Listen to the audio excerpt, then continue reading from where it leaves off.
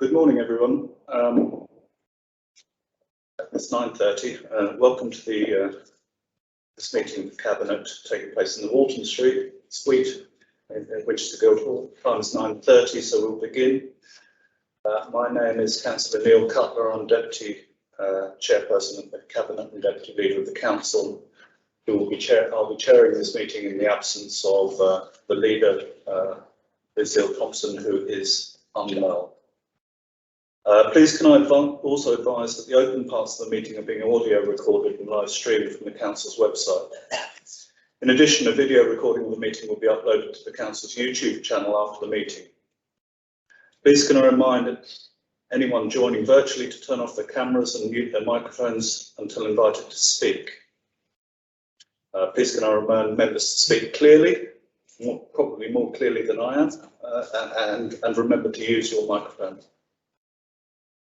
Finally, please can I ask everyone to ensure that mobile devices and other electronic devices are on silent or switched off entirely, please.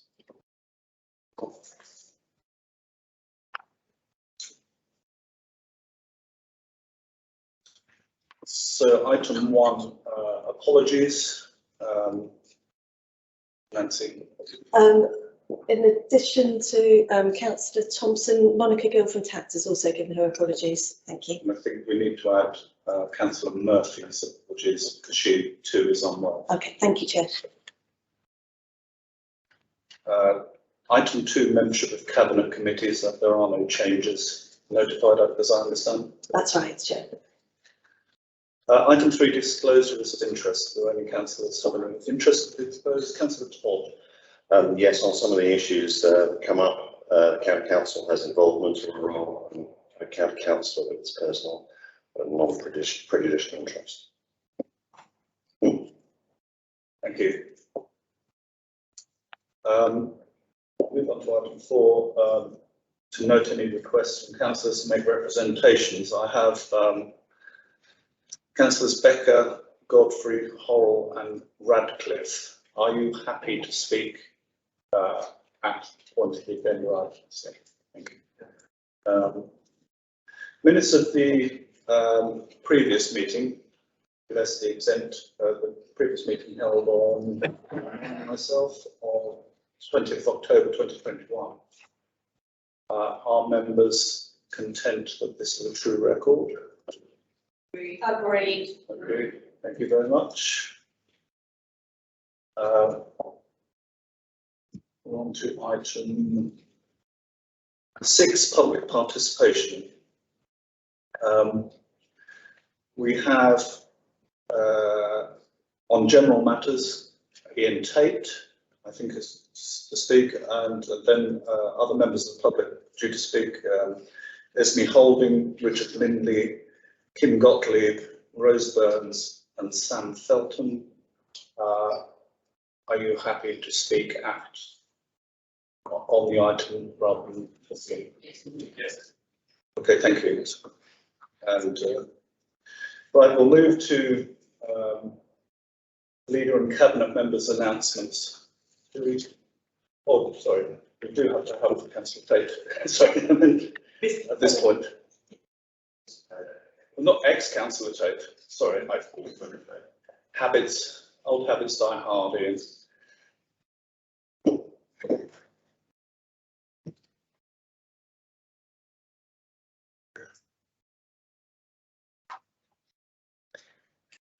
Thank you, Chair. I'm grateful for the opportunity to address Cabinet, so thanks very much.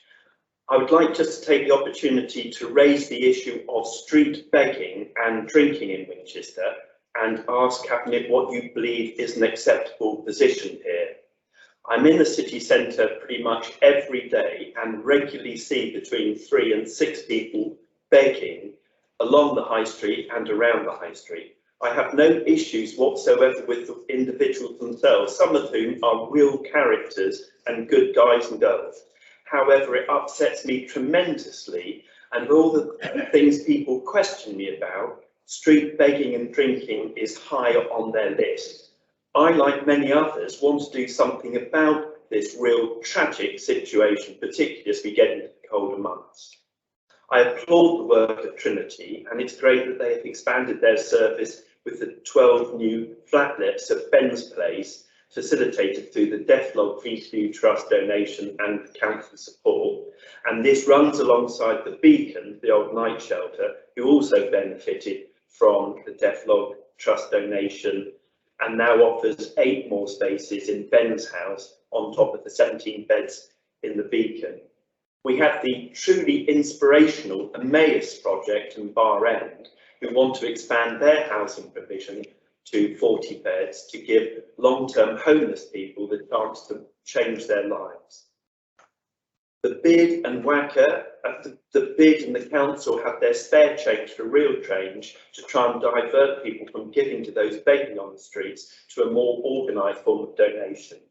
We have our 2 brilliant regular big issue salespeople, and the council has been awarded the gold standard for its homelessness prevention strategy. I've read the document earlier today.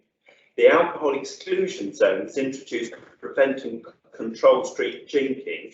Yet after all these excellent efforts, why are we seeing no decrease in the number of people begging on our streets? And even at 9:30 in the morning, regularly see people drinking around King's Walk. Does Cabinet feel that we will ever resolve the issue of begging and street drinking, which I feel damages the impression visitors get of Winchester and who just don't know of all the huge and excellent efforts that take place to help disadvantaged people? And we do much more than many other towns and cities in the country. Sadly, I do wonder if we seem to be regressing to a more Dickensian world rather than moving into a much more positive future. And as I say, don't get me wrong, I have no issues with the individuals, most of which I know, but I do find it very depressing to see people on our streets. And I just don't think that is a true reflection of this city and its community. Thank you very much, Mr. Chair. Well, thank you, Mr. Tate. I just wondered if Councillor Lerner would like this comment. Yes, and I think Councillor Clear might want to add as well.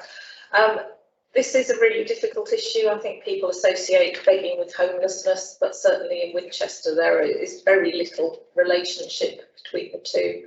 We currently have very low levels of homelessness in Winchester, and most of those are transient, if you like, so they may only be on our streets for a couple of days at a time before we deal with them successfully.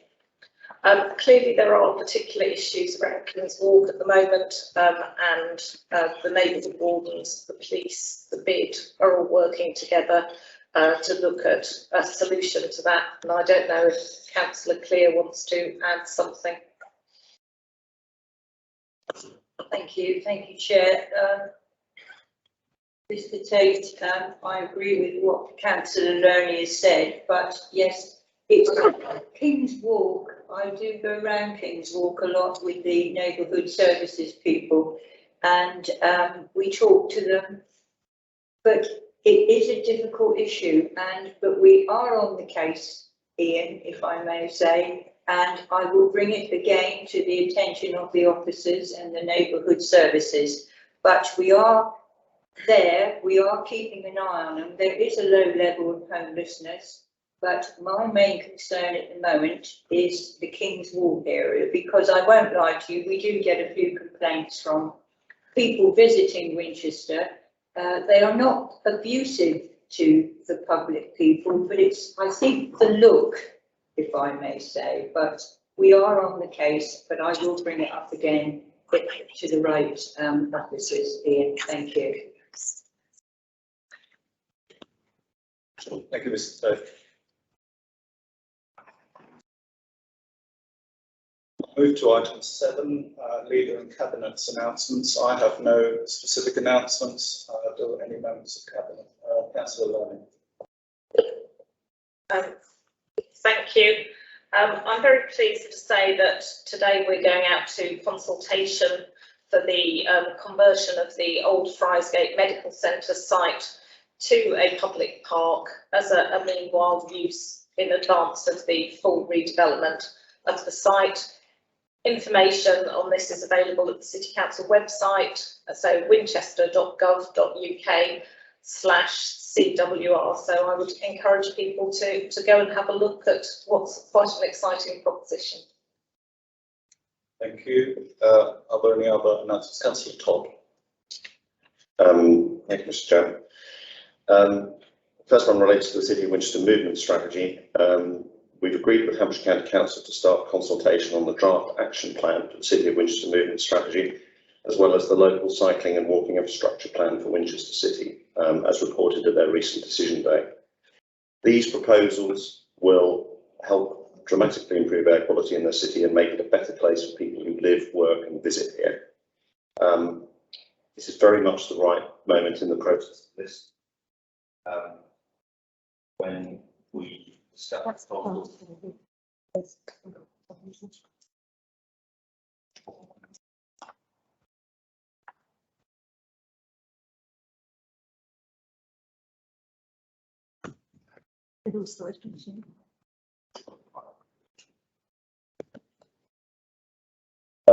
when we discussed the consultation, I agreed with the Cabinet member at Hampshire that this is a process that's about listening. It's how to make it better consultation,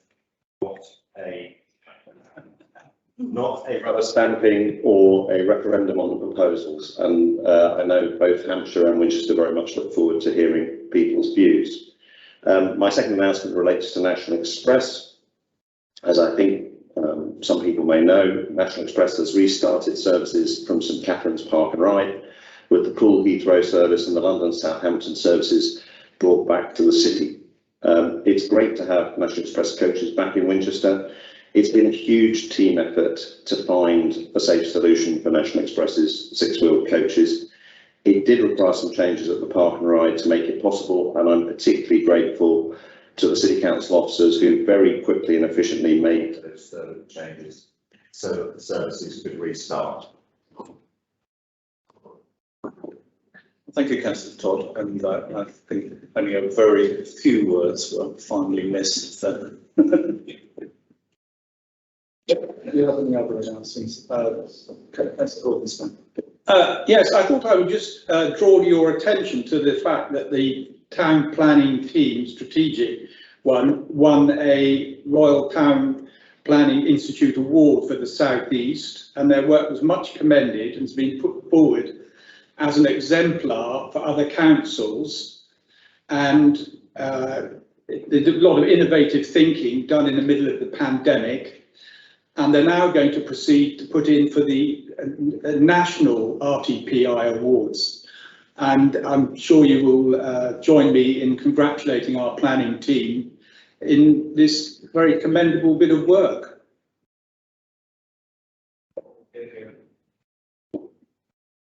Nothing from you, Councillor Clear. Well, thank you very much for your announcements. We'll move on to item 8, the Woodland Park Leisure Centre land transaction, CAB 3324. And can I ask Councillor Learning to introduce the report? Thank you, Chairman. The challenges faced by the Council in bringing the site of the River Park Leisure Centre back into use have been laid out in previous papers. The covenants on the site, the ground conditions and the Council's financial position severely limit feasible future uses. As key organisations and stakeholders in the city, this and previous administrations have regularly met representatives of both the University of Southampton and Winchester University over the years to discuss their ambitions for their institutions and their place in the city. The University of Southampton is a globally ranked top business incubator. They share our carbon neutrality goals and have a commitment to civic responsibility. So when they came to us earlier this year with their proposal for the River Park site, we could see that this was a very exciting proposition, fitting well with our own aspirations for the district. Now, this is a proposition coming from the University of Southampton, so it seems appropriate that I ask Richard Middleton from the university and Larry Lynch from the School of Art to talk a little about it. So if I can hand over to Richard.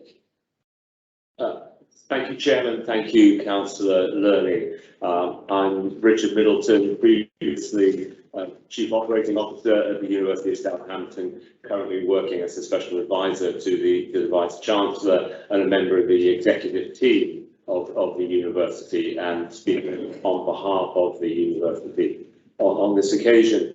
And I want to say how delighted we are at the university to be working in partnership with the City Council on this project and on this proposal. We very closely share strategic objectives and ambitions with the City Council for the economy and cultural development in the city. And as Councillor Learning has emphasised, our sustainability strategies are strongly coincident, and the university is absolutely committed to its carbon zero objectives over the coming decade, as well as looking at all its developments in its buildings through the lens of sustainability.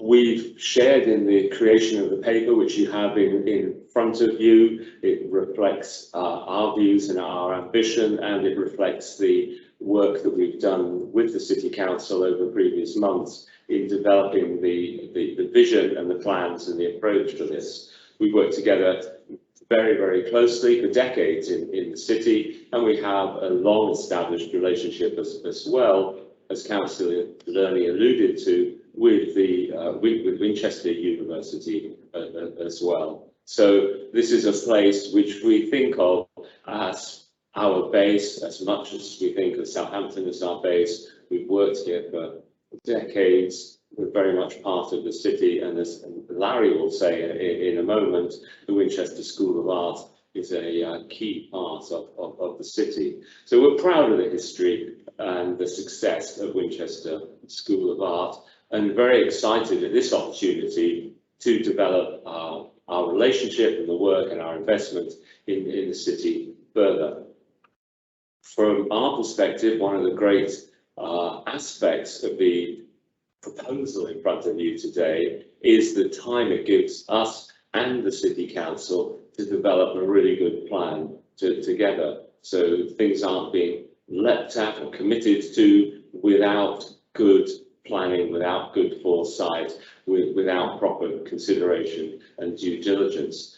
And I think you and citizens of Winchester would expect us to do that, to give time to consult, to talk with interested parties, to talk with citizens and residents nearby, to tackle difficult questions that will come up, I'm sure, such as housing for students if we increase our teaching and research capacity. Where are the housing opportunities for students? We don't want to create difficulties for residents. We don't want to undermine the very strong strategy, of course, that the city has in relation to finding good and appropriate housing for students. And we envisage that close dialogue with the City Council, with bodies in Winchester, continuing over the period of time that this arrangement gives us in order to have the most successful proposal put forward. So at this point, I'll ask my colleague, Professor Larry Lynch, who's head of Winchester School of Art, to elaborate a bit more on the plans and ambition for Winchester School of Art, and more broadly for the university in this context. Thanks, Richard. So yes, I'm a professor at the University of Southampton, currently serving the university as head of Winchester School of Art, which is, many will know, has been a part of the cultural and educational fabric of this city for a little over 150 years now, and part of the University of Southampton for about 30, just over. I think, academically speaking, what's exciting about this opportunity, bearing in mind that we've got an ambitious and growing art school that was already having to look at its immediate estate to make sure it can properly accommodate the students that want to study with us from around the world. But given the opportunity to look more comprehensively at the university's role in Winchester, how we serve this city and feed off this city, there's various things that are, I think, noteworthy. One is what could it mean for our city and for the collective academic endeavour? Good universities work with they are of the places they're in rather than simply in the places they're in. And I think what would it mean for art and design practice, which is the principal work we're involved with at the School of Art, alongside quite a significant chunk of students involved in what you might call creative industries leadership education. What might happen, what could happen, what should happen if we allow that energy source to engage more directly with other disciplinary concerns of Southampton? Particularly I'm thinking around work in science and technology. Many fine arts institutions, you'll see it with the Royal College in London, but also elsewhere in the world, are allowing their art and design work to coalesce with advances in science and technology. And that's where our own work is just naturally travelling. So we're wondering, could the River Park footprint enable us to work together on a facility, an institute, a centre that really sees and celebrates the coalescence of art, science, technology and culture in Winchester in such a way that the not insignificant economic environment of architectural consultancies, architects, designers, small tech, there's a lot, as you know, of work in this space happening in Winchester. How could that part of the local economy get involved? But also, what could a larger Southampton University footprint open up incidentally in terms of public space for events, performance work of various types that are not otherwise catered for in the city, public speaker events, networking, an improved food and drink offer in that part of the city, open access libraries, good stewardship of the immediate environment. And the proposition, I suppose, is, should we be able to move forward with this project, you know, how can we maximise the route in for the people of the city as individual citizens, but also small businesses and large businesses, to help co-design what this could be. There's a very well-wrought template for good educational development work in situ being quite heavily co-designed.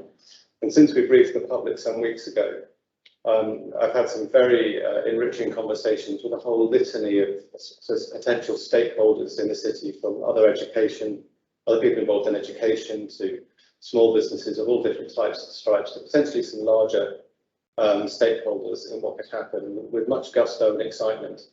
So the important thing from my perspective, from the academic side, is as we begin to sort of broach the essay question, what are the strategies for ensuring maximum consultative buy-in in terms of co-designing what this collaboration and partnership could mean for a city like ours, a small, high-performing, heritage-driven city with an increasingly significant art, science, design and technology sector. So that's the bit that interests me. It's the conversation and the co-design ethic as we consult over the coming months. Thank you. Thank you very much. Excellent. Thank you. I think that was a very clear explanation of the potential and the possibilities that are contained within what we're proposing today. When we look at our own council policy and intent, central to our spatial decision making is our local plan, and notably Winchester Town Policy Wing 1 Part 3, which is very specific about encouraging economic prosperity by reinforcing Winchester's reputation as a regional centre for creativity and culture. Our area is already strong in the creative industries, and this is an opportunity to expand that further into a creative cluster, not just of regional, but of national significance, attracting young talent, making it easier for local firms to recruit, and bringing new businesses into the district. Since 2019, the Council has consulted on a number of other relevant plans and strategies, including on the Vision for Winchester 2030, which supported the concept of a youth and culture corridor, starting in the central Winchester regeneration area and finishing in the North Walls Park. Also, the North Walls Park Plan consultation, which asked about the surrounding parkland and how it can best serve local people. The North Walls Park Plan has now been agreed by the Town Forum, and we have ensured that the lease of the area under consideration doesn't compromise public aspirations for the park or the elements they wish to preserve, particularly permeability and open access around the area. The site plan in Appendix A shows the boundary of the land that is proposed to be leased to the university. It includes the car park to the south of the Hyde Abbey Garden, the leisure centre site, the Riverside Indoor Bowling Club and the skate park. The only green space included is the river frontages to the north and east of the site. All the sporting facilities elsewhere in the North Walls Park are unaffected. The continuation of free access to the skate park is preserved, and the Indoor Bowls Club will not only continue but will have the opportunity potentially to create a new facility. The timing of the site becoming available has been fortuitous as the University of Southampton reimagine and replan the Winchester School of Art campus to incorporate the police site and consider which additional disciplines, commercial and research activities and facilities might be added to expand the existing offering. Negotiation has taken place over many months in order to come to a position both sides find acceptable, and we have published the heads of terms in order to be as open as possible with the public about the terms of the lease. The exempt appendix refers to the anticipated valuation range for member information. The sale will be at best consideration, which is the maximum value that can reasonably be expected. We're not giving the university something here. Going to the open market would be unlikely to achieve a better result, but could lead to the opportunity for the city to achieve a desirable outcome falling away. Concern has been raised about the 5-year exclusivity period to obtain planning. Now, this is a window, not the intended timescale, and it can't be extended. The agreement requires the university to use reasonable endeavours to bring forward a master plan and subsequent planning application as soon as practicable. Demolition of the existing building remains under council control. It's really important that we recognise that if we want the university to spend what will be hundreds of thousands of pounds on public engagement, architects and other specialist fees, they do need certainty that the land will be available at the end of that process. While the concern is understandable, delaying decision making is likely to lead to even longer before the site is reactivated. In the light of all these considerations, I strongly believe that Cabinet should agree to the recommendations before us today. Thank you, Chairman. Thank you, Councillor Learning.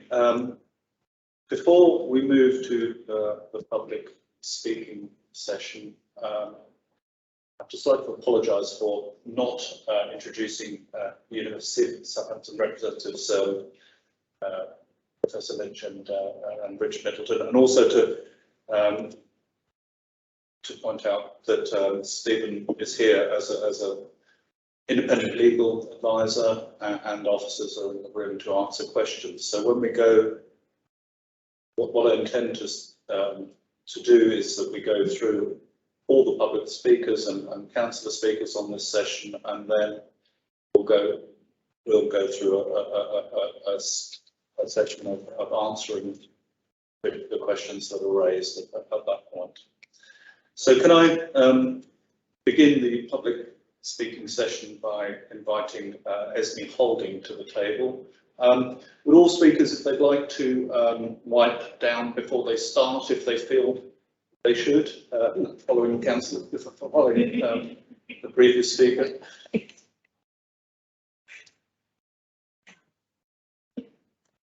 Hello, thank you, Chairman, and all of you for listening to talk. My name is Esme Holding. My father used to teach at the art school.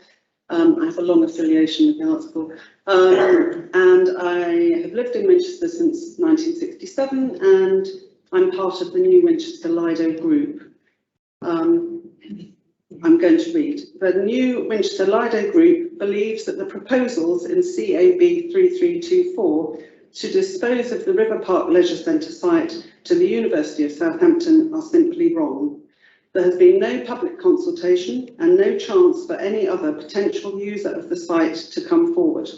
This is undemocratic and takes no notice of the wishes of the population of the city or the wider district.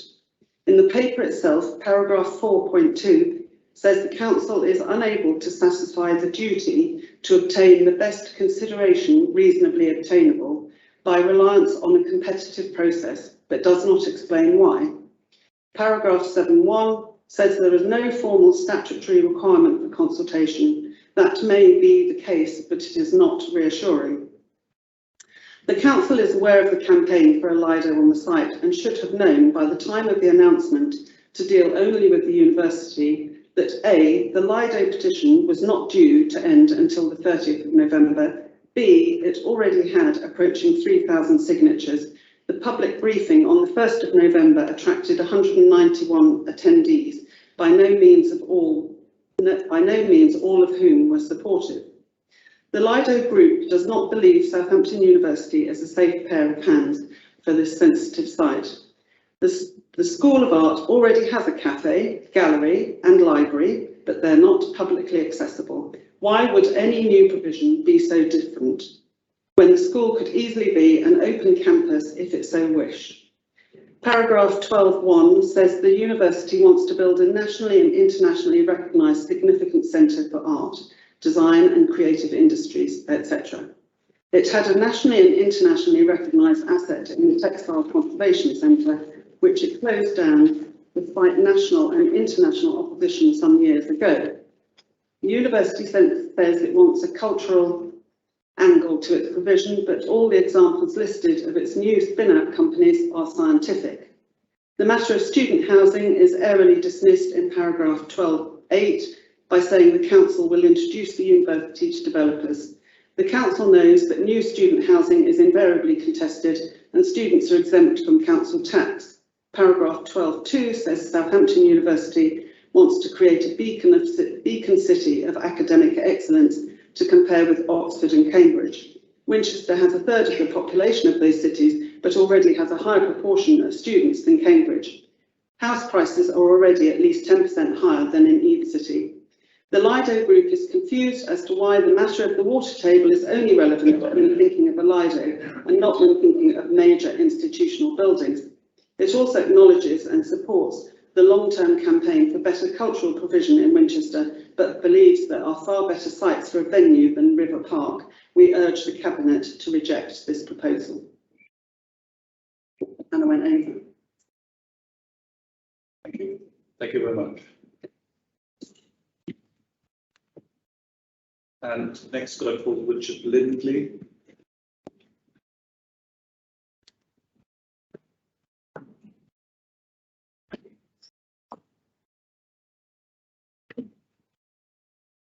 Good morning and thank you. My name is Richard Lindley. I'm grateful for this opportunity. My colleague here is Mark Williams, who's musical director of Index Cantorum, a well-known high quality musical group in the city. And I also have with me the chair of the Winchester City Festival Choir, who is Deirdre Ratton and sitting behind me.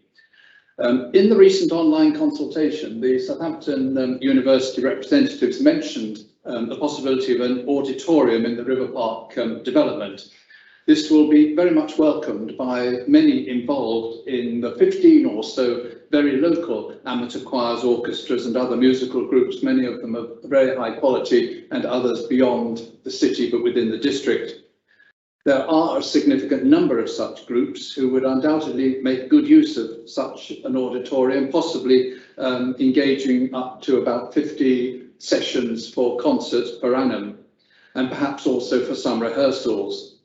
At present, some groups have to travel out of the city to find a suitable venue like Thorndon Hall in Chandler's Ford, actually out of the whole district, never mind the city. As you'll appreciate, to consult other than a very few of these many musical groups, but all those we have consulted have expressed enthusiasm for the project that the university has proposed, and we're confident that on this basis that others would as well, quite possibly including schools within the city.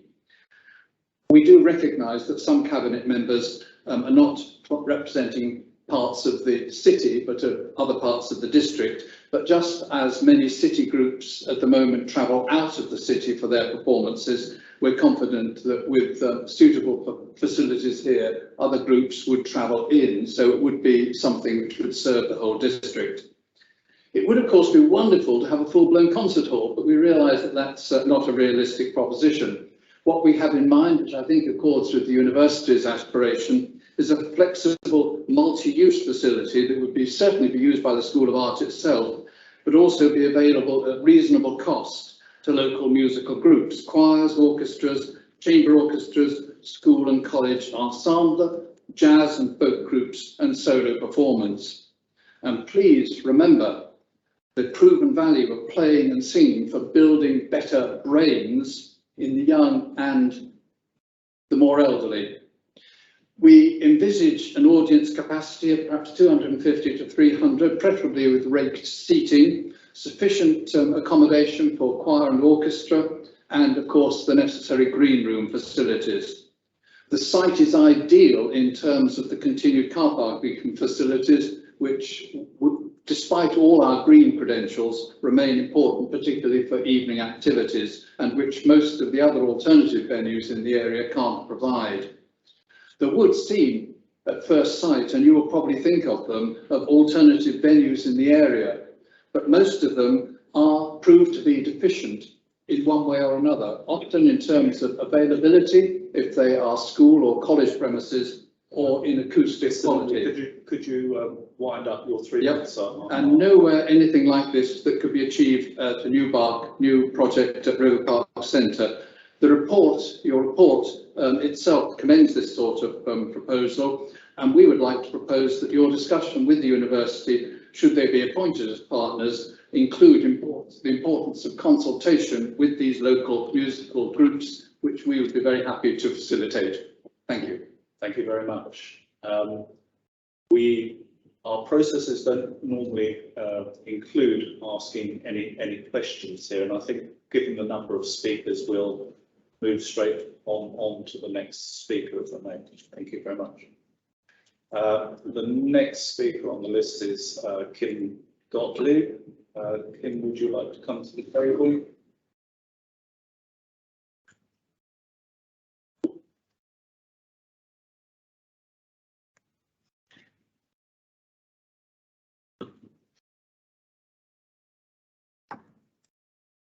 You can see that. Sure, you're thrilled. Thank you, Chairman.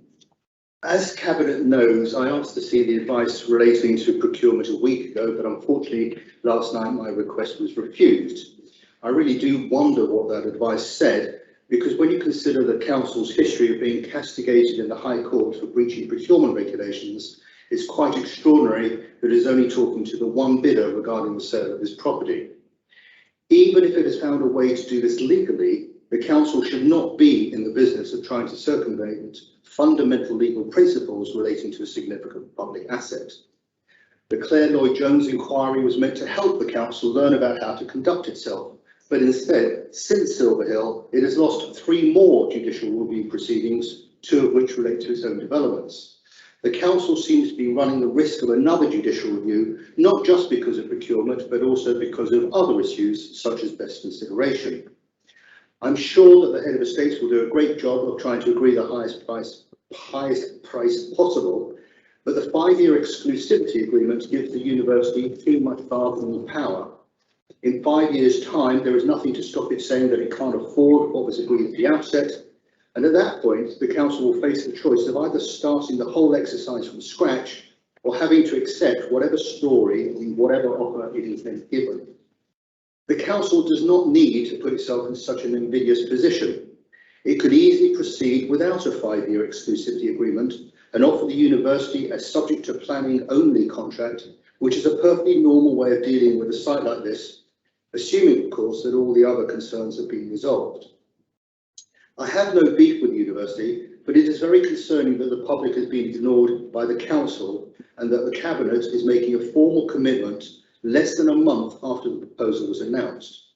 The future of River Park has been a topic of conversation ever since the new sports centre was proposed nearly a decade ago. It is a public asset and it belongs to the residents of Winchester. For such a significant decision to be made without any public consultation, meaningful public consultation, and no opportunity to investigate a multitude of issues, such as where are all the students going to live, seems to me to be fundamentally wrong and undemocratic. For these reasons, I would urge you as strongly as I can to defer making any major commitments today. Thank you. Thank you, Mr. Bartley. Sorry, thank you. Microphone back on. And now could I ask Rose Burns to the table, please?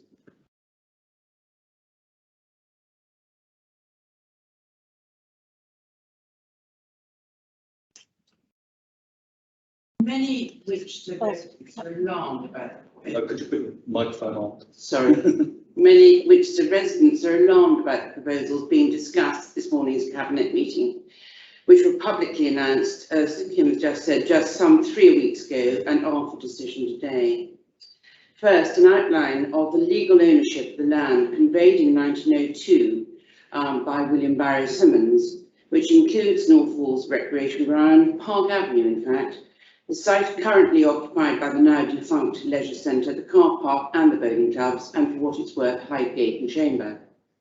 The freehold is registered with HM Land Registry to the Mayor, Aldermen and citizens of the City of Winchester.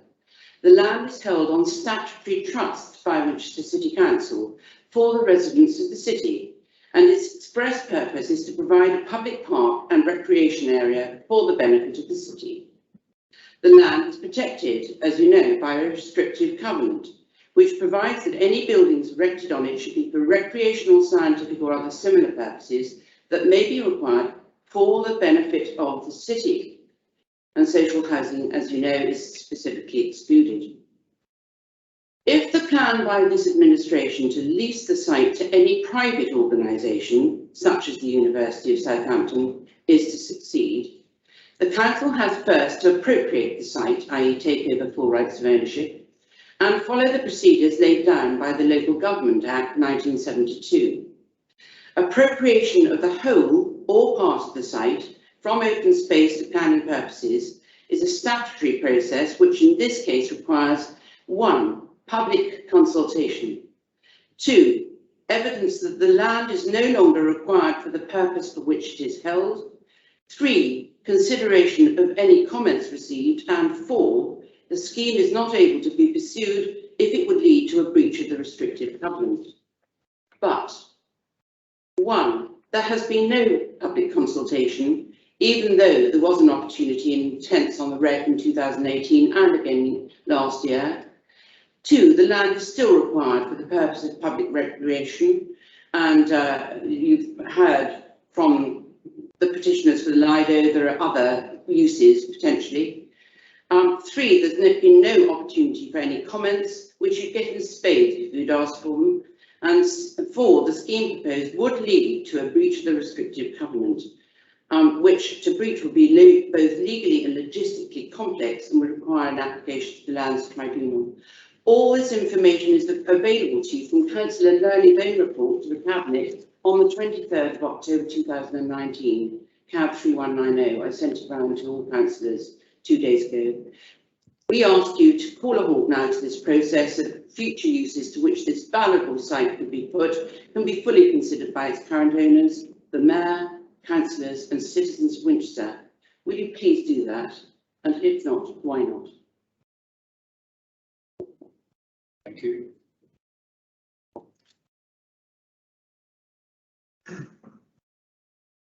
And the next person on this is Sam Felton.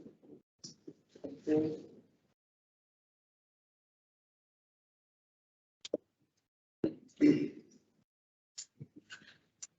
Make a change to this microphone. Everybody's used now. Anyway, I would like to start off by saying thank you to the Cabinet for inviting me to this meeting based on the petition that I recently submitted, which was just launched last night, in fact. So very last minute, so thank you very much. I'd like to start off just by saying that at present, I can report that the feeling amongst many fellow residents has been that the council has slightly strung on their way into making this proposal. And in the agenda document for this meeting, as previously mentioned, it states that there is no formal statutory requirement for consultation. Although there might not be a formal requirement for the council to conduct a consultation, that does not mean they don't have a moral duty to do so.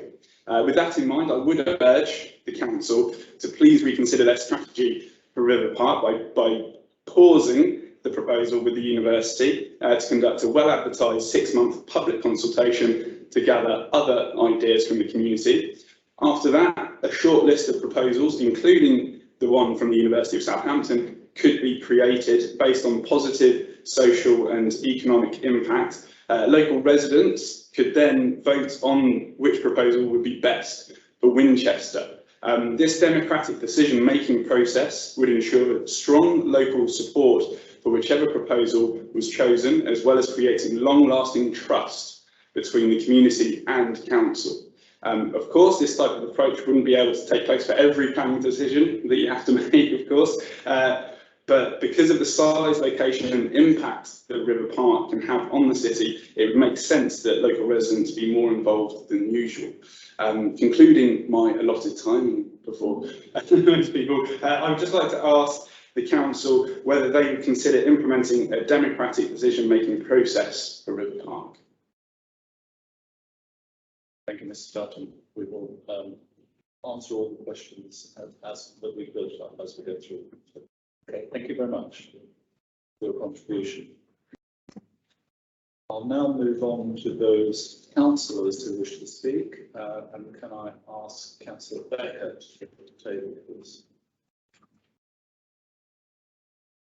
Thanks, Chair.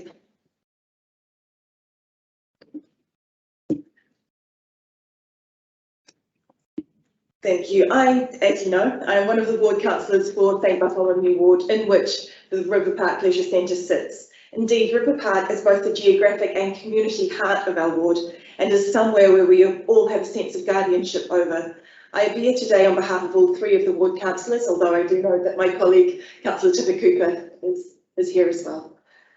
From the outset, let me be clear that we all consider that this proposal, if constructed in the spirit of civic responsibility that we hope will come to pass, will be a fantastic and exciting addition to Winchester and to our ward. It will offer facilities that the council itself could never hope to offer. However, it would betray the interests of our residents if we did not appear today to represent the views that have been shared with us by the residents that we represent. While we understand the need for confidentiality about this agreement, we are disappointed in the manner in which the proposal has been presented to the public. The building is located in one of the most loved parks in the city. It's demonstrated in the work carried out recently in the preparation of the North Walls Park Plan. It occupies a special place in the heart of Wintonians. Any land transaction regarding the park and the building should have been carried out with the utmost sensitivity to the public. We recognise that, as I said, we recognise the need for confidentiality around the discussions, but we do consider it would have been preferable to run a more open process and to have more discourse with the public about what was proposed. We also remain deeply concerned about the inclusion of the skate park in the proposal and seek that this aspect of the transaction be reconsidered. The skate park is a beloved facility allowing for play and exercise for all ages and genders. Skateboarding is not simply a hobby for teenage boys, it's an Olympic sport. Britain's Guy Brown won bronze at the Olympics earlier this year, I think representing the dreams of teenage girls everywhere. At present, the skate park is a welcoming space for skaters, rollerbladers, scooterers, if that's a word, of all ages and genders, allowing a degree of risk in a safe environment. It's a facility that's completely free to access. It's where many children graduate from the play area to play in, where they can learn to take calculated risks, fall over and develop important physical skills. It provides teenagers with a place to gather and to talk, but in a location where they can be supervised, albeit from a distance. Its location also allows parents to supervise younger children at the play park and their older children at the skate park simultaneously. We recognise that the heads of terms do include special provisions for the skate park, and the intent may well be that it will be preserved, but we need to make sure that you recognise that the skate park is a beloved municipal facility, and we are concerned about it being passed to the university at all, with the chance that it may be relocated and the risk that it will lose its everyone welcome feeling and become a facility aimed solely at university students. That would be a tragedy. Please take this opportunity to consider whether its inclusion in the transaction is in the best interests of the residents of Winchester. We're also concerned that the site may lay undeveloped for a number of years. We urge Cabinet to seek to ensure, using the full range of powers at your disposal, to ensure that the time that the site remains undeveloped is minimised and every step is taken to consider meanwhile uses that will offer benefits to residents while they're patiently waiting for this new facility to be developed. We'd also like to take this opportunity to address the university representatives present today. We hope that you understand the deep connection residents feel with River Park, including the leisure centre site, and that you are prepared to take the moral and social responsibility necessary to continue to provide facilities for the public. We certainly will continue to represent the interests of our residents, and we won't be afraid to challenge you if we feel that there are steps being taken that are not in their best interests. We urge you to make public promises guaranteeing that members of the public will be welcomed and will be able to pass through the site in the same way that they have always done. We urge you to be clear with the public about the benefits they will be able to enjoy, and we urge you to actively and properly engage with the public throughout the development process. This is not about a building, this is about people. As you can tell, I'm from New Zealand, and in New Zealand we have a saying, he aha te mea nui o te ao, he tangata, he tangata, he tangata. That means, what is the most important thing in the world? It is people, it is people, it is people. Please remember that. Thank you. Thank you, Councillor Becker. Can I ask Councillor Radcliffe to propose?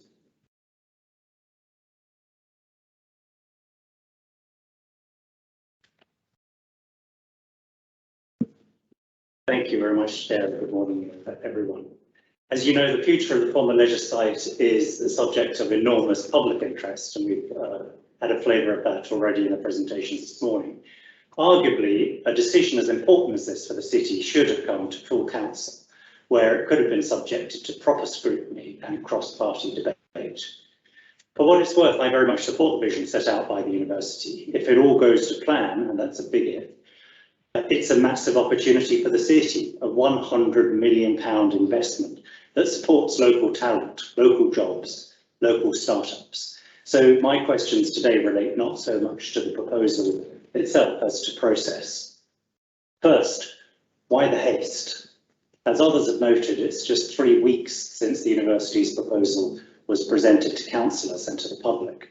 That's just not enough time for people to weigh up the pros and cons or make the case for any other course of action. It all feels very rushed.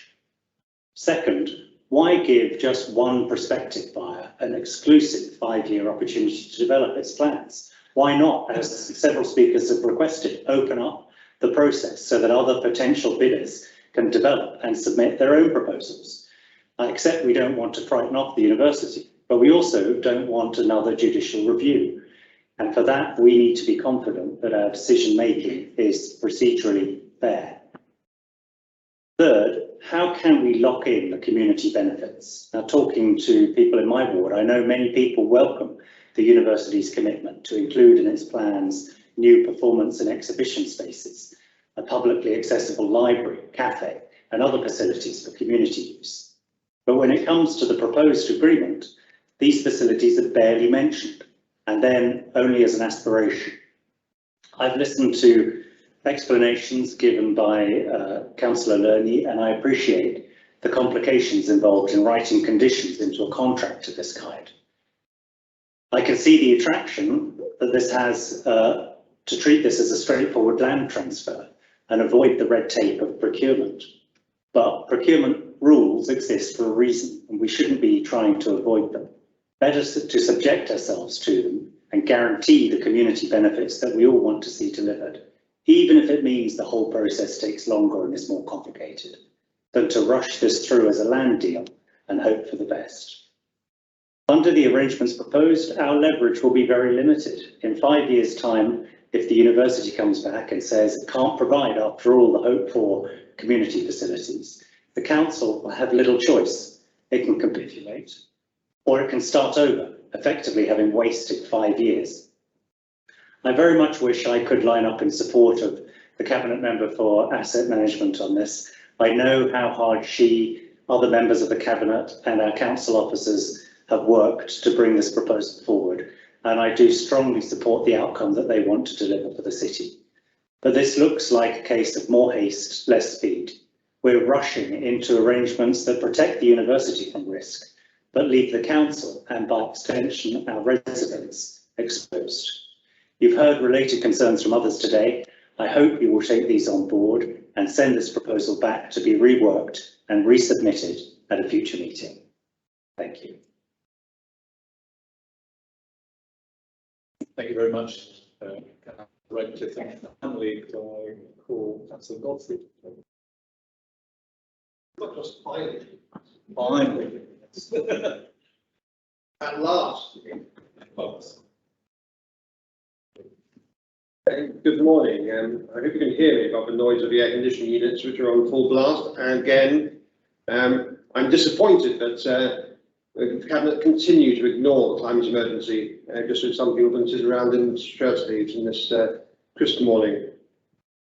But the paper highlights the proverb of 7 days being a long time in politics, but 7 years doesn't seem to change much at all. When the council first decided to build a new leisure centre at Bar End nearly 7 years ago, we made the decision to also outline proposals for the River Park Leisure Centre, because we wouldn't be able to shelve a new idea of a leisure centre at Bar End without giving some indication of what the impact would be on the River Park. And we made two announcements. One was that we would not require any financial contribution from the River Park towards the new leisure centre at Bar End, and I'm delighted that the administration that I ran and subsequently by Councillor Horrell were able to deliver on that and produce the new leisure centre without a contribution from the existing leisure centre. And secondly, that subject to consultation with the public, our expectations were the old River Park Leisure Centre site would be used for cultural and community use. Not saying what it would be used for, but with that expectation. Now, we've heard some very warm, very welcome words about what's proposed in the School of Art for the new site, and optimistically, if that scheme comes about, I think we'll all be very happy. The sooner the better, and I think that's something which has come across in some of the other speakers' presentations. But time is of the essence, and we mustn't be delaying further than we have to. But the heads of terms and the agreements of any lease do restrict the control that the City Council have over the future use of that site. Now, it doesn't mention about community use of the River Park site in the heads of terms. In fact, it explicitly says that principally this will be for university use only for the first 35 years.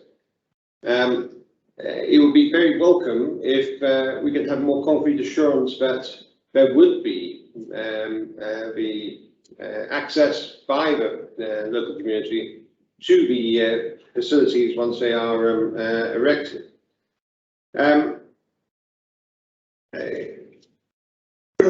The other element is that we've heard a lot about the public consultation. There has been little or no consultation on the rationale, the justification, or the options being considered for this site.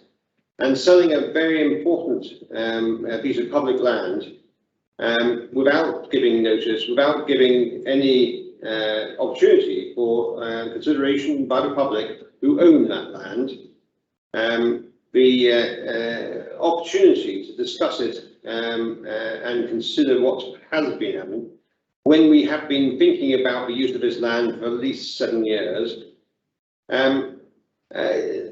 is very poor democratically and indicates that a lot of work has been going on in private meetings behind the scenes in a very secretive and a way which goes against the aspiration of being open and transparent. And I think that you should be embarrassed, but this is, again, the accusation I have to put to you. But you need to discuss more clearly what it is you're planning to do before you make a decision. So I would join the others in the presentation today, but you need to make a decision on behalf of the people of this district and not on the interest just of the council. Thank you. Thank you very much, Councillor Godfrey. We've had a wide range of views here, and Councillor Lerney has been taking prolific notes. There are clearly a number of themes that have arisen, and we have, as I've indicated before the presentations, a number of people in the room who can answer some of those questions. So I'm going to hand over to Councillor Lerney to go through those themes and ask the relevant participants for their views on those questions. Thank you. I'd like to start by handing over to our legal colleagues to talk about the procurement aspects and also around the covenants and the statutory trust. So, thank you. I'll go first. My name is Stephen Matthew. I'm a partner at the law firm Brown Jacobson. I've been working for the council on the matter. I want to just address two things, I think. One is the best consideration point, and the second is the procurement point. Starting with a comment actually right at the beginning about a line in the report about being unable to assess value by way of a competitive process. The point of that statement is that, as a matter of fact, if the Cabinet adopt the recommendations and proceed with the transaction, then by definition it's not possible to auction the land. So it's, in a sense, that statement is a matter of fact arising from a decision that may be made. But the more important point is that the duty on the council to obtain best consideration is a duty to get to an outcome that satisfies that test. There is no statutory requirement to carry out a process in order to establish best consideration. It's a matter of law that a local authority may dispose of land in any manner it sees fit, and in doing so it can satisfy the duty of best consideration by obtaining valuation of price. It does not need to, as a matter of law, go through a competitive process to establish best consideration. So transactions of this nature are lawful and not uncommon. On the procurement points, procurement law, which is public contracts regulations, those regulations apply where a local authority is procuring works or services or indeed goods. In relation to works, the procurement regulations will only apply if the local authority is creating an enforceable obligation to carry out specified works. That's the language of decided case law. This is a land transaction. I'm totally satisfied that the nature of the transaction, as mapped out in the heads of terms, is a land transaction. It's not a procurement exercise. And I think what I ought to say is that the duty to obtain best consideration is completely separate from procurement law. So you cannot, if you like, conflate the two. So I don't believe in this case there's any avoidance of procurement law. And I'm also satisfied that the council is able to satisfy its duty to get best consideration in this way. Thank you, Steve. Catherine, did you want to add on the covenant? Yeah, I will. So thank you very much, Councillor. I can assist on the covenants and restrictive covenants and appropriation, which has been mentioned by members of the public today. There are restrictive covenants on the land, and the council are looking as to whether or not they will need to appropriate. As was correctly identified, a portion of the site may be appropriated. It does not need to be the whole. And what portion of the site will or will not be appropriated will actually become more apparent as the university develop their scheme. The current decision before us today is not for appropriation. It is recognised. Thank you, Catherine. Thank you. I think it's also worth adding there that the existence of the covenants is recognised in the heads of terms. So, in fact, it's baked into the deal in a sense that the council intends to abide by those covenants that are placed on the site. Right, we've got quite a few different things to go through. I think there has been quite a lot about the investigation of different potential uses for the site. I think over the years, Councillor Godfrey raised the issue that this was started being looked at over 7 years ago. So in fact, there has been quite a lot of consideration over a long period of time about what other potential uses there might be, and in particular, who might be capable of providing those uses.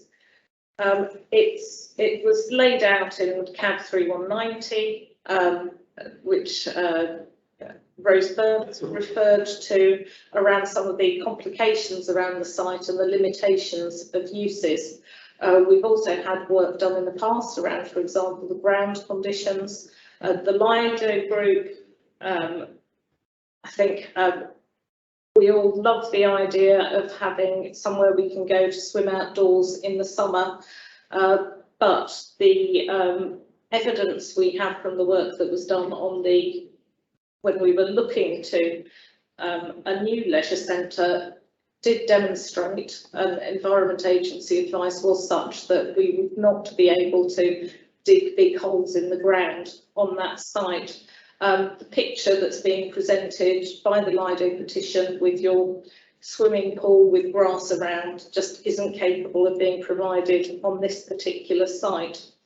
And I think going through all the other proposals that have been made, there are reasons why either they're just not capable of being done on that site, there is no organisation willing to provide that use on that site, and in particular we have to have reference to the City Council's own financial position, which means that we do not have the financial capacity.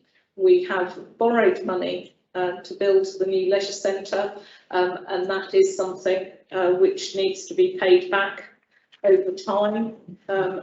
We're not aware of any proposals that are likely to produce a use which would enable us to do that, and in any case we don't have the capacity within the organisation to push through another big project at this time. The alternative suggestions have been laid out in the paper, and they were gathered through a variety of different means over time. The vision for Winchester Consultation in particular was clear that citizens wanted the council to start getting on and doing things that would provide some of the outcomes that people were seeking, not endlessly defer decisions on development to a future day. You know, Councillor Godfrey raised the issue about using the site for the benefit of the district. Well, personally, I'd like to see that benefit to the district come forward sooner rather than wait for a day which might never come. Looking at some of the other questions that have been raised, the skate park has been a concern. Certainly it was something that I was very keen to emphasise during the process, and I think it would be useful if maybe the university could make a response to those concerns about the future of the skate park and their thoughts about it. Well, I would say again, making clear that I sort of come from the academic people side of the conversation, and I couldn't agree more with all the words of the councillor from New Zealand. I can't legislate for months and months of master planning, architects, health and safety building regs, but what I can say in principle, and it's a principle I take seriously as an academic, I'm very fond of the skate park, particularly its relatedness to the play park, St Bede's bowling club, because it brings a very engaged, multi-generational atmosphere to that part of the city, which is very positive given the kind of environment we're hoping to create. So I don't think we should see the removal or flattening of the skate park as a kind of de facto consequence of all of this. On the contrary, I'd be personally very interested in working with creatives, artists, designers, young people, on how we can make it even better, would be my thought. There's great work going on between the University of Southampton's principal art outlet, the John Hansard Gallery, and the skate community in Southampton, for example. So I'd be quietly confident, if not hopeful, creatively, that would become cooler, not flat, myself. And look forward to working with the skaters and community if we can move forward on the skate park. I'll take it super seriously. Thank you. I think. Oh right, sorry, Richard. Councillor Lenny, thank you. There were a number of questions put to the university. If you just give me a couple of opportunities to respond to those. We were challenged with a rhetorical question, are we a safe pair of hands at the university? I would say from my experience and looking at experience from those around me, yes, absolutely. And one of the reasons that we are eager to enter into a publicly announced heads of terms with the City Council is because we believe we are reliable, willing to be open and willing to engage and willing to see the terms on which we are discussing the potential development, the potential acquisition of the land openly considered and openly available and not taking place behind closed doors and in secret. Many of the contributions and questions have been about consultation. We believe what we're doing is committing ourselves absolutely through this process and through the nature of the deal that's been described in the paper to undertake widely consultation over a period of time, which is defined and given an absolute limit, so that we don't do things secretly behind closed doors, burrowing away only within the university, but we have the time available and the opportunity to, as it were, take the risk to talk more openly and engagingly, which probably would not be the case if we were using some other process where people inevitably become more cautious and more defensive. I see this as a great opportunity, encouraging openness, encouraging consultation and encouraging dialogue, and look forward to that. And we were indeed challenged by Councillor Becker to take on the moral and social responsibility and make promises, and I'm happy to do that, and the university is happy to do that in the way that we've done in the heads of terms there. We commit ourselves as a civic university and all that entails. That's a formal commitment that a few universities in the UK have made, but it's absolutely part of our strategy and our ambition as a university to be a reliable civic partner for the city here, for the city of Southampton, and for the region more widely. So yes, the specifics that you asked, Councillor Becker, permeable, absolutely. We want people to use the facilities that the university has, for those to be available to them and to share and to mutually participate. Students aren't strangers, they're people from the city, they're people from the region, they're people who are wanting to learn, to try out new things, And many people are students, whether they're formally enrolled or those who are coming in for occasional opportunities. In terms of public performance space, you call it an auditorium. Richard, we may have different terms for that, but you're speaking to a singing enthusiastic, an ex-chorister as well, an easy pitch you make there. And I know Larry could perhaps say more about the music department in the faculty. Well, yeah, it's just to remember that Southampton has, usually the UK is top ranked, currently second, but that's sitting aside an outstanding department of music currently based at the Highfield campus. And so in terms of the University of Southampton, we must always remember, you know, music and literary arts alongside the art and design stuff that's in Winchester. I suspect should we move forward, in terms of the kind of cultural codifying process that I'm personally interested in, one would probably have to sort of map out some different constituencies, some different user groups to start working together. And I think within the obvious arts and cultural space, there's probably a specific conversation to have around music for various reasons, but not least of all, it would be interesting to engage more purposefully with the cathedral, as well as the other kind of local music groups you refer to. And I think I would just agree with you that the benefits of ensemble music making, particularly ensemble singing, for younger people and indeed older people, but for younger people, they cannot be underestimated, and the scientific research on the benefits of ensemble music making for young people's outcomes are unequivocal. So I would look forward very much to a conversation around sound in the city. Councillor Lane, thank you. Thank you, that's very useful. I was actually about to come on to consultation. I'd like to ask Jeff Coe if he'd say something about the skate park and the provisions that are in the heads of terms around that, because I think a greater understanding would be helpful.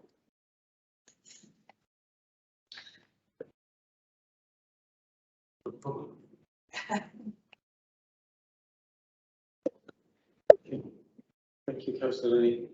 The heads of terms are heads of terms. They're not detailed wording of drafted legal documents, but the intention is to protect skate park's existence. It'll be nurtured by the university, and provisions will be in the legal documentation to that effect. I think at this stage it's difficult to get any more reassuring than that. Right. Thank you. I think it's also worthwhile saying that in the original decision-making process for building the skate park there, it was always recognised that it was at risk in a future development, but that it would be replaced somewhere else if that came to pass. Clearly, actually, the skate park has been more successful than any of us thought it was going to be. It has become a regional facility, and it certainly is something that the council would seek to protect and even improve going forward, even if not in exactly the position it is now. But certainly Councillor Becker's concern is recognised, and I think she's perfectly entitled to hold our feet to the fire if we fail to deliver on that. I think we've covered most of those questions, Chairman. Thank you, Councillor Learning. I'd now like to open it up to questions from other Cabinet members. That's clear. Thank you, Chair. I think Councillor Loney has actually covered what I was going to ask, but I'm still going to ask it, Councillor Loney. During the public meeting on the 1st of November, other uses of the site for us to consider were raised. Can you please assure us that this is the only deal we need to be considering? Thank you, Councillor Clare. And obviously concerns have been raised about this deal being based on exclusivity, but I think it's really important to recognise that if we defer decision making for months and even into years, by the time we go through our processes, you know, 6 months of consultation followed by another 6 months of decision making. The university have a different site which they need to get on and redevelop for their own purposes. We cannot guarantee that a proposition would come forward which would deliver a better outcome for the city, which matched our priorities, and particularly when we consider that we are looking at a financial receipt here, which will lead to us being able to invest in services and in other facilities across the whole district, not just on this particular site. This deal has fantastic potential, and I think it would be irresponsible to let it fall away simply through indecision.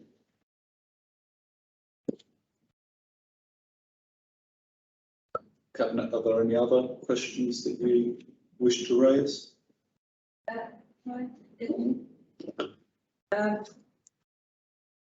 Perhaps I'm using the wrong word, but we've been accused of rushing into this today. Could you please recap on why we are considering this matter at this time? Thank you. Thank you. As I said earlier, we do have a window of opportunity here, which gives us an outcome which is considered to be extremely desirable by a considerable sector of our community. The university referred to the number of businesses, community organisations, and other institutions within the city who've come forward to be supportive of this proposal. This is a window of opportunity. We're not rushing into it. We have actually been looking at this, going through all the detail for many months. It is just that now we have come to the crux of the matter, and we do need to take that decision. Any further questions? That's a top. Yeah, this is a question about the nature of the land deal. There seems to be some confusion about what happens if the terms, the heads of terms, are not met, and imply that sort of mean that everything, that somehow that would put the council in a difficult position. I mean, what exactly happens if the terms of the heads of terms aren't met, or the university says they can't or won't meet them? Shall I answer that first? Jeff may want to comment. The heads of terms describe what will surface in the agreement for lease. Clearly, there's more work to be done to get to that, but essentially, the heads of terms describe a funnel through which the university will proceed. So they have a fixed period of time in which to secure planning, and then a fixed period of time in which to commence development. And if they don't, that's an exit for the council. There's no sense in which I think the university in those circumstances gain leverage, because the terms are locked down and they go in one direction forward. There's no backwards, as it were, in terms of reopening the deal once the agreement for lease is entered into. And I suppose that's the important context, which is it's something that both bodies will be freely entering into. Yes, it will be an arm's length agreement for lease, and it will define the relationship. And as I say, won't involve terms which mean that there's an opportunity for the university to reopen the deal.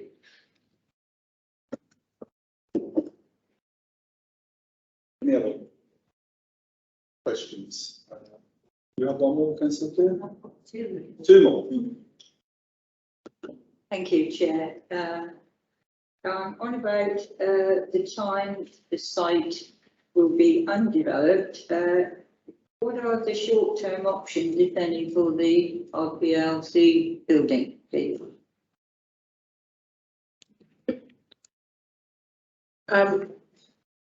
Thank you. We have no immediate short-term uses because we're undergoing an application to delist the property, and once that's completed, options for any meanwhile uses that may be feasible can be looked at in greater detail. If meanwhile uses are brought forward, then due to the issue around the rates, then uses need to be either charitable and not subject to rates, or able to pick up that rates payment, because obviously that is a considerable burden on the council. I don't know if you wanted to add anything to that, Jeff. Thank you. The rates liability is about 155,000 a year. So we want to mitigate that by delisting it. If you've got the building occupied for any reason whatsoever, even if it's for free, that undermines the delisting application process. So as Councillor Ernie says, we're looking to delist. We will be receptive to ideas and suggestions, but unless someone else can pick up that rates bill, it's a cost that we're trying to get rid of.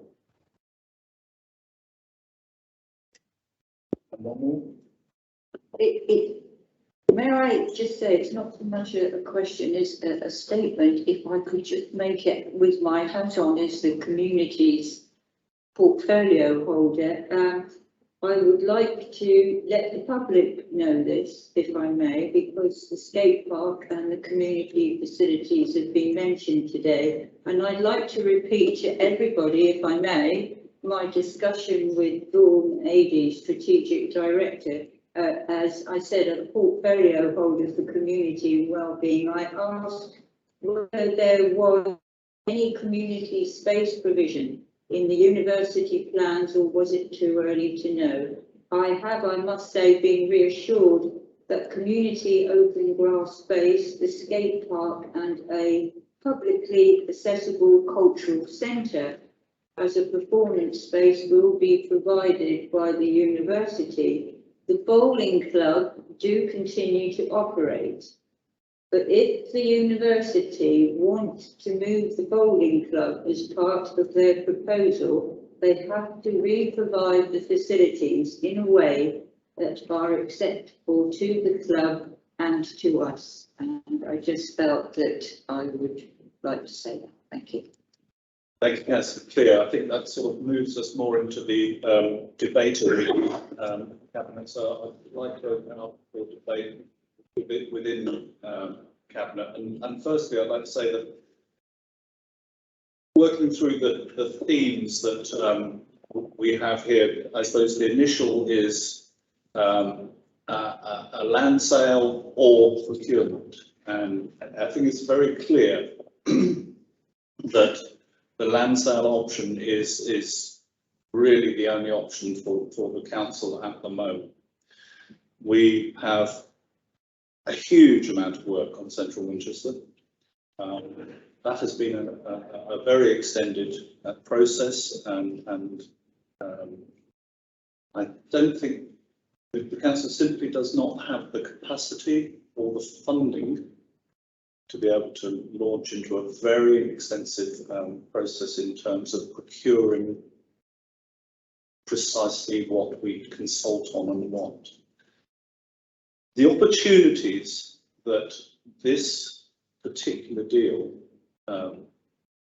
presents, there was discussion about the council taking all the risk. Well, actually, the council doesn't take all the risk on this. The University of Southampton takes on a lot of the risk that if we'd been in a procurement process, we would still have.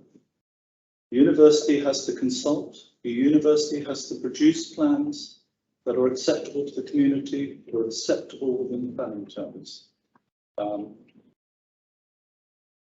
Further comments, one of the many comments has been about that there has been this balance between getting on with it and that site not being left for years undeveloped, and the ideal world of longer consultation and looking at options. And we as a cabinet have to make that choice there. And the opportunity presented here is probably unique and is time limited, because the university, I'm sure, want to know if they can move forward and develop these plans, or will look elsewhere.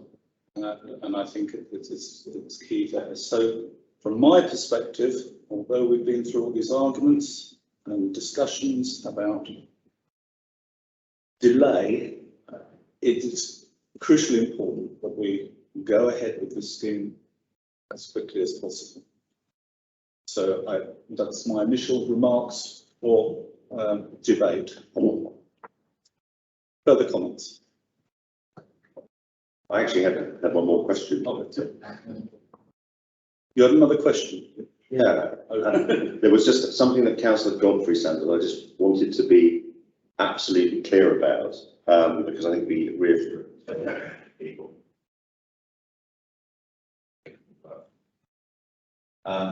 You made reference to the clause that talks about 35 years principal use of energy or in connection with tertiary education. The second clause that talks about publicly accessible performance space, presumably, then goes on to talk about ancillary university premises only. Presumably the 35 years doesn't overwrite the section that relates to the publicly available performance space. It's just saying that the university will be delivering that, not that somebody else will be.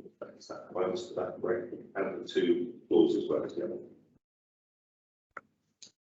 Yes, I think the short answer to that question is that the user restriction for 35 years will not override that performance space element of the project. So yeah, they're not compatible. So look at it, okay, so it's the public benefits that we talked about in terms. Yes. Okay, yes. This will end up being what the university proposed and what then is their scheme in the deal, but they're not incompatible. Thank you. That's an important, helpful clarification. Chair, just to be clear, we couldn't hear what the lawyer said. Yeah, sorry, I think to clarify, Councillor Todd asked if there was an incompatibility between the 35-year limitation to use in the heads of terms and the provision of a public performance space, and the answer was simply there is no incompatibility of those two separate elements of the heads of terms. Thank you. I think for clarity, would that be, you're happy with that statement? Yeah, correct. I'm usually better off speaking without a microphone, as to be said, so apologies. Councillor Gordon-Smith, I think you wish to. Yes. I find myself quoting the words of Councillor Godfrey, time is of the essence. There's a sort of idea that there's lots of other offers waiting to appear. That is not the case. It's Southampton University, and that's the one horse that's here. The other ideas that have been mooted, the Lido and a performance space and a heritage centre, I mean, lovely ideas, but given the state of our finances at the moment, they really can't be considered. A Lido on a smaller scale, open air swimming, there might possibly be other sites, but obviously there with a high water table, it's impossible because you'd find the swimming pool would bob up out of the ground. Having worked in places where there is a high water table and done just that sort of exercise, it's not cheap. I know the idea of a mugger has been mooted, and I would think that might be a possibility. It's not huge space, and the price is not huge. I've built a couple of them in my time. But I think, you know, we need to be, dare I say, entrepreneurial. This is a huge opportunity for the city, bringing in a high level academic institution with all sorts of spin-offs leading to work and economic boost, high-tech stuff, just what we're looking for. You know, it's clean industries. It's not coke smelting or anything. So I'm completely for this. Now, obviously, the planning process, there's quite a lot that has to be ironed out. There needs to be a master plan and the planning application, and there has to be a lot of consultation on that. And we have to keep what the city wants written into it and in the master plan. And I think it's a crackerjack idea. And I know some of the other districts, where I come from in Alsford, it happens to be the largest community choir in the country with something like 150 people in it. And they would love to have a performance space available, but there isn't a suitable one around. So, I'm all for it. Okay. Thank you. Councillor Todd. Thank you very much indeed. I'd like to sort of look at this through the lens of my economic recovery hat and take a district perspective on this and also a citywide perspective on it, which is every time we've looked at the future of Winchester, for as long as I've been a councillor, every time we look at our future economic strategy, we keep coming back to the importance of culture and creativity as a driver of our local economy, as a driver of this city's future. It's crystallised in policy Win 1, as Councillor Lerner referred to, where we literally, for the city, the sentence that talks about economic prosperity says, encourage economic prosperity by reinforcing its reputation as a regional centre for creativity and culture. That came out of the Vision for Winchester work that was done about 10 years ago, a previous Vision for Winchester. But the new Vision for Winchester, which was heavily consulted on, had a lot of public involvement, again, called out culture as something absolutely critical to the future of this city, and identified the idea and importance of a strong creative enterprise zone. Incidentally, it also talked about an enabling strategy. It's very clear that the future of Winchester has not been written. The Winchester we have today was not developed by the City Council. The future of Winchester will not be written solely by the City Council. It is a place that has been built by different institutions over time, and that is a good thing. And having those different views, particularly when they fit with the coherent vision of what we're trying to achieve locally with the economy, is a good thing, particularly when we have such a strong commitment from the university to that involvement in how they develop their vision for what this part of the city could look like within the terms that we're agreeing today.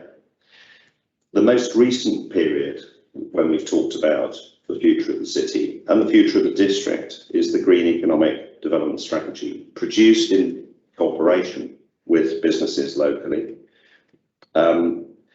Talks about being a desired, being a vibrant base for business, and everything that's known about how innovation happens, how growth happens, how our future will happen, says that it is about the relationship between government, universities, businesses, the engagement between university, other anchor institutions, local business and the community is how economic development happens and grows. It's that partnership between academia, between business, between government that makes all the difference. And again, in our Green Economic Development Strategy, one of the absolutely core themes that is called out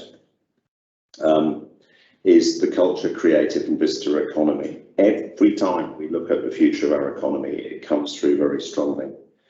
And it suggested a priority action. We're still in the final process of finalising the priority actions, but the one that came forward, the one that went into the paper, was collaborate with the district's educational institutions to grow opportunities for the creative and creative sector.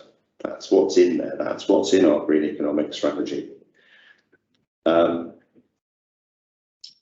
And talks about space for residents and businesses, talks about actually partnership with the School of Art. And this was written, but the people who wrote this didn't know about this potential transaction because they weren't allowed to know. And yet they were saying, work with the School of Art to explore opportunities for creative startup space, skills hubs, flexible public spacing, creative exhibitions and events. So to me, if I turn it around and look the other way, if we look for our economy, even if we didn't know about this opportunity, we would be having conversations with the School of Art and the University of Southampton to say, how can we work together to fuel Winchester, to help provide for Winchester's future? And so this opportunity fits so squarely into that with all the protections that we've talked about and the wider context that's written into the heads of terms. So I have to confess, I enthusiastically support it. I think it's great for Winchester and a huge opportunity for our city. Thank you, Councillor Todd. Councillor Clear. Thank you, Chair. I think we would all agree that the present RPL site requires a facelift and some tender, loving care. The project here before us is an exciting opportunity. I really do think that. And if used wisely and to the best of our ability, it can only surely enhance the area. The site will provide economic, social and many community benefits. This is a very, very valuable asset, and I strongly believe that we should make the decision to enter into an agreement to lease and allow the University of Southampton to progress options for the extension of the neighbouring Winchester School of Art. I thoroughly support the recommendations before us today. Thank you. Thank you, Councillor Clear. I give Councillor Lerner the opportunity to sum up if she wishes before we move to the recommendations. Thank you. I think Councillor Todd very ably summed it up. Thank you, members. We move to recommendations. There are 6 recommendations on the paper. Sorry, Thank you. Chief Executive. Thank you, Chairman. Forgive me just interrupting the flow of the meeting. Just need to be assured that Cabinet have noted the exempt appendix and that there are no questions from Cabinet or no debate required on that exempt appendix, and the matters in there are understood before we progress to consideration of the recommendations. Thank you. I'm sorry, I've just been advised that Councillor Godfrey wished to speak on the exempt appendix. So he's not here. Excuse me. Councillor Laurel, did you wish to speak on his behalf? Is there a matter? Chairman, I don't think it's necessary based on the discussion today. Thank you. Thank you, Chairman. With the assurance of Cabinet that they're content with the detail in the exempted appendix, of course proceed. Cabinet, are you content with the contents of the exempt? Yes, I am. Yes. Okay, in which case, the recommendations 1 to 6 are set out in the paper. Cabinet, who is in favour?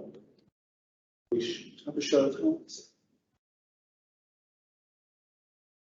There are clearly no abstentions, that is unanimous, and the recommendations are agreed. Thank you very much.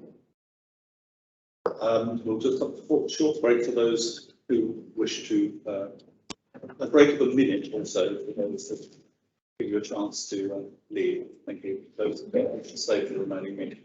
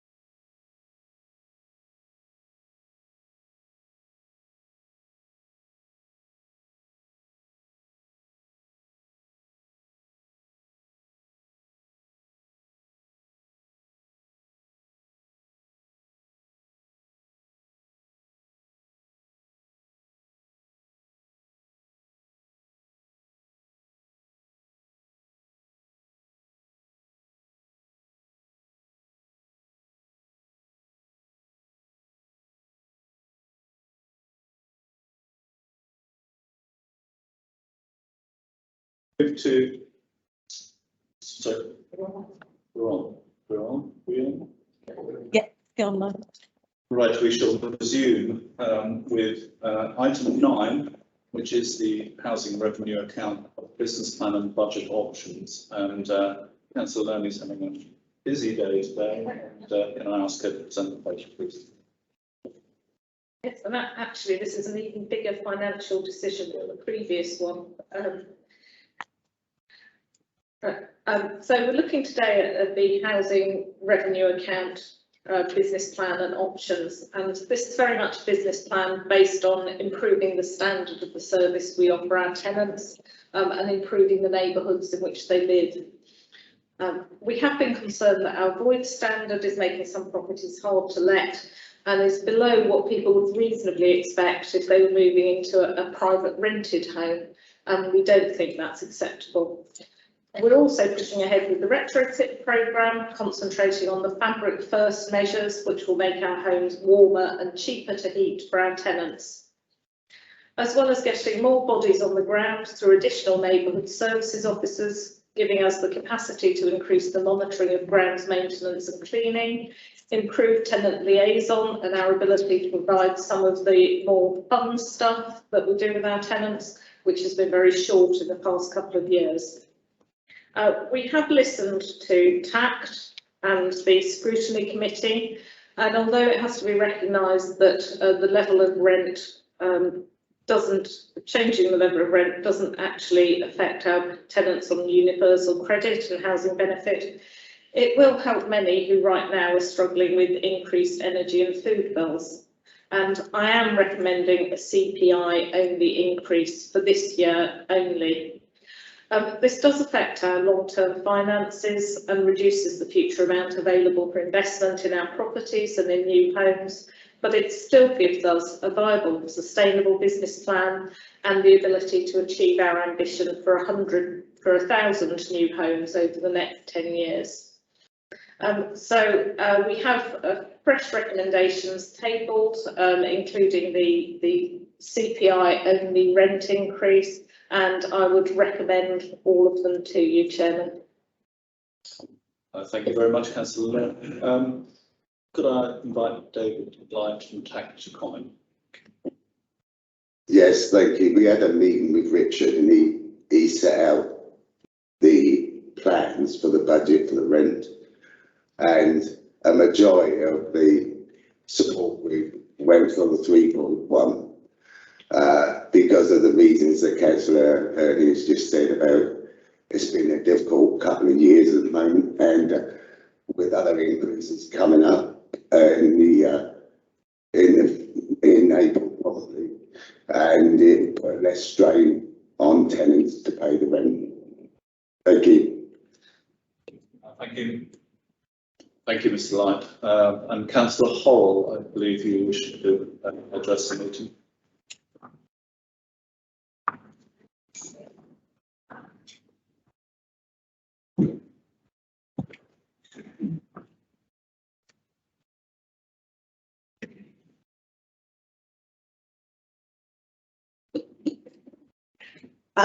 Good morning, and thank you, Chair, for allowing me to address the meeting this morning on this very important matter.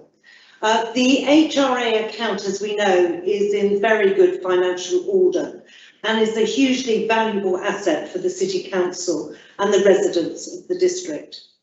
Many councils would love to have over 5,000 homes to offer as social housing.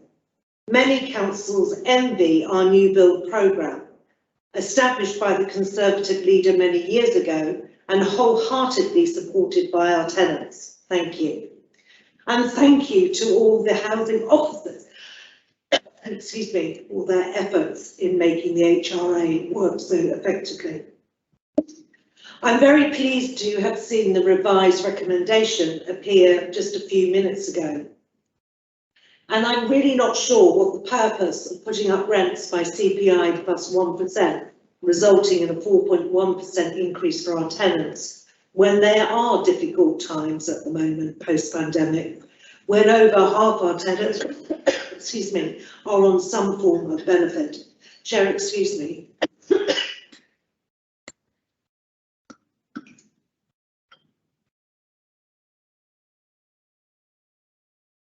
and when our tenant representation group had actually rejected that option. The Conservative group at Scrutiny Committee asked you to take the lesser option, which you've now agreed to do, which is wonderful news. But I did hear Cabinet members on that night advise it was not a huge amount if we were to be at CPI +1. But I'm afraid that just goes to show how little some members know about the lives of many of our residents and the real value to them of that lower increase you're now proposing. The HRA is here to support the tenants and our future tenants. So I'm sorry that they've had to go through the drama of the big reveal today to make, I don't know, maybe the portfolio holder thought it was great to make some political point. It seems a bit like cheap politics, trying to say you've been listening, when the reality is that the HRA tenants and many of your councillors have said to you for several weeks now that actually it should be at this lower level. So thankfully, sense has prevailed today. We know that that extra cash, although as indicated by some, is relatively small, will be beneficial in these difficult times. And actually, the good thing is that the HRA pot continues to thrive, and although at a slightly lower base, will still be able to offer everything that we need. I'd like to also say that in the HRA plan, the commitments to some of the other elements in terms of capital and new homes are to be supported and endorsed, and our drive to continue to make this a priority for Winchester City Council is an important one, and one which I know there is huge support across the chamber for. Thank you, Chair. Thank you. Excuse me. Members of Cabinet, do you have any questions on this report? None. Can we move into debate then? Is there any debate on the report? Councillor Todd. Yes, I obviously would like to support the proposal. There are two changes being made that I think will help people. One of the ways in which people get under a lot of pressure when they move into social housing and then suddenly faced with a lot of cost. And I think the proposal to improve the void standard so that the houses are at a higher standard when new tenants move in is a very welcome proposal and a very good use of public money. I'm also pleased that even though the government, the Conservative government, has issued a requirement or a standard to say that we should be increasing rents by CPA +1, and that it's Conservative Party policy, I'm pleased that that we're deciding to ignore that and recognising the different situation that people are currently in. And of course, it is the case that particularly people who are receiving housing benefit wouldn't necessarily see that full increase, but there are many people who are finding it difficult to get by at the moment who would. And so taking the proposed approach seems to me the right step at a time which is difficult for everybody. As you know, people are seeing for the first time in many years big increases in inflation. You know, as the economy continues to be under pressure, as there are difficulties, supply difficulties, all the things that are going wrong as a result of Brexit, Conservative management of the national economy, and the way you know, it's good that we're seeing we're taking a responsive approach and recognising the extra pressures that national financial mismanagement is putting people under. Thank you, Councillor Todd. Councillors, any other further comment on this? I think Councillor Todd managed once again to articulate what several of us were feeling. I'd like to make a point that obviously we do listen to guidance from national government, and the papers were initially prepared on that basis, and it has become clear that the inflation situation has got considerably worse, and since we were first discussing this, that is the basis of our decision. Councillor Lenny, do you have any final words to sum up? Thank you. I just wanted to say that we did deliberately present that lower rent option so that tenants could consider it and have a look. We could easily have left that out of the paper altogether. We took the choice to give options. We've listened to the feedback from our tenants and we've taken it into account. Of course, this isn't finally agreed until council in February, but given the cross-party support for this measure, I don't see that being likely to change anything. Thank you, Chairman. Cabinet members, the recommendations of the report are as set out on the revised paper. Items 1 to 5 no change from the published paper. Item 6 is that the Cabinet recommend the Council at February budget meeting approve a dwelling rent increase in accordance with option 2 as set out in the report, based upon the September Consumer Price Index, resulting in a rent increase of 3.1% from April 2022, rather than the national guideline for social housing rents of CPI plus 1%. Are we agreed? We agreed. Thank you very much.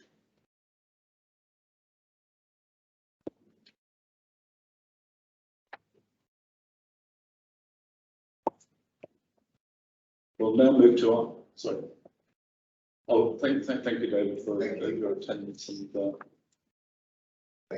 comments. Thank you.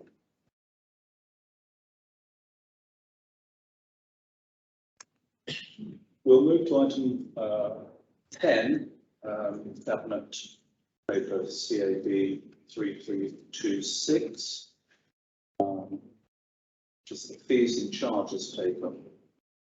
At the previous meeting of Cabinet, we presented the budget options paper, and within that was a recommendation that we bring forward a paper on fees and charges with an average, with recommendation an average of 3% increase of those fees and charges that the council has control over. This paper sets out those recommendations in detail and shows those areas where we have discretion. The paper also shows those charges that we don't have discretion over, the statutory charges, so that they're all in one place for completeness. The charges relating to the sport and leisure centre will be brought forward on a separate occasion, since they are negotiated with under the contract with everyone active. The paper was extensively scrutinised at the scrutiny meeting last Monday, and Richard Botham has provided answers to many of the questions there, and perhaps I'll just ask him to run through those answers to the queries on the scrutiny. Thank you, Chair. Yeah, the paper did receive a scrutiny at the meeting earlier in the month. A number of questions raised, and just a quick summary of the types of questions that came up at that meeting were maybe points of clarification. And there was a question in relation to the cemetery charges and why the charge for residents outside of the city is double that of the charge for city residents. And that's in relation to the fact that cemeteries are a parish provision, a parish responsibility. The city cemeteries are operated as a special expense under the town account and paid for outside of council tax, so paid for by the town precept. And that's actually a common charge that we see across a number of councils. And parishes set their own charges, and many are in line with the charges that were proposed in this report. There was fair discussion around the market charges, noting that the charge for the market in the centre of the city is higher than an average across Hampshire, and the explanation for that is that the charge for the Winchester market does include the provision of a gazebo to ensure consistency across the city, and the provision of power where power is required, and it's particularly the high, it is by far the highest demand also for central markets. So the charges in line reflects those factors. A number of questions around charges that were based on cost recovery, in particular to issues such as the fees for park home licensing, and we can confirm, yes, that charge is based on a full cost recovery and was set in line with the licensing guidance at the time. A lot of interest in the charge around for fly tipping for the fines in relation to fly tipping and littering. And why they are being proposed to increase. And we are already at the maximum set by the regulations in relation to that charge. It's in the list of charges where Cabinet has discretion, because you could choose to reduce it. But we unfortunately we're not in a position where we have already made the decision to charge at the maximum for that charge. Members at scrutiny did ask around clarification around the charges for the guest rooms and sheltered housing, and the impact the changes would have.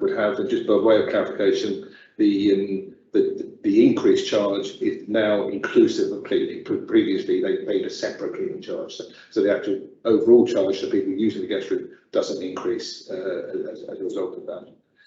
Members also noticed the distinct difference between some charges for use of different sports pitches, and I think we explained at the meeting we understood that was in relation to the different maintenance standards required, and became confirmed that was the reason behind that. So the charge for the work to prepare a football pitch is a great deal more than to prepare a rugby pitch, and the charge reflects that difference. Also questions around the special events charge. So for very large events on council land, we don't have a set fee. That is by application. And just to confirm, we haven't had any that we've needed to negotiate a fee for in the last couple of years for obvious reasons. But we don't charge charities. They do pay sort of repair costs afterwards when they use that land. But it would be a case of if a private operator wanted to operate an event on council land, we would negotiate a fee that made sure that the council recovered its costs through that process. So it would be dependent on the extent of that operation. There was also questions in relation to road closure charges and the impact that may have on individual sort of street party events, and particularly with a view to the Jubilee celebrations next year. And we can confirm that the charge included in this report is for profit-making events and wouldn't be charged in relation to those sorts of events. It was only levied on 3 occasions in the last year, well, just to confirm, so the charge wouldn't be levied for street parties, those sort of events, but they would still have to comply with a number of process requirements around notification and allowing sufficient time for the arrangements to be made, and that will all be clarified by council officers as soon as in the near future in relation to the events for next year. So, which I think was a specific question that members were interested in. Just to highlight, there is an error in the appendix that I'd like to draw to members' attention, and it was actually highlighted at the scrutiny meeting itself. So that's where it became clear. And that's in the text of the report. We refer to the charge for council garages in the city centre increasing in line with the 3%. Rule, but not for those garages outside the centre where demand is lower. The appendix doesn't reflect that charge. So if members are happy, we would like to recommend that charge is amended in line with the text of the report. Thank you, Richard. Government members, any questions on the report? No, any debate on the report? Okay, we'll move straight on to the recommendations. The recommendation is that Cabinet approve the fees and charges for 2022-23 as set out in Appendix 1. I will add the amendment that we adjust the figure for inner city garages to reflect the report. Okay. Those in favour? Agreed. Agreed. Thank you, councillors. Move on to item 11. The forward plan. Note the forward plan. Are there any comments on the forward plan? Can we note the forward plan? Agreed. All agreed. Thank you. Yeah. Thank you. And then we move to. Do we need to move into exempt session to? No, we don't, do we? No. Chair. Okay. No, Cabinet, you considered that matter in association with the relevant paper, so you don't need to move into exempt now. You just merely need to note that that matter was considered with relevant paper, which was paper 8. No. So noted. Well, thank you, everybody. It's been a very interesting and detailed cabinet meeting, particularly on the first paper. Thank you all, officers, for all your hard work on this one. And yes, I declare the meeting closed.